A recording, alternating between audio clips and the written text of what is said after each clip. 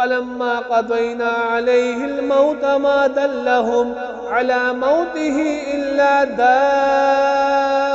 الأرض تأكل من سأته. فلما خر تبينت الجن أن لو كانوا يعلمون الغيب ما لبثوا في العذاب المهين. لقد كان لسبع في مسكنهم آية جنتان عن يمين وشمال كلوا من رزق ربكم واشكروا له بلدة طيبة ورب غفور. فأعرضوا فأرسلنا عليهم سيل العرم وبدلناهم بجنتيهم جنتين ذواتي أكل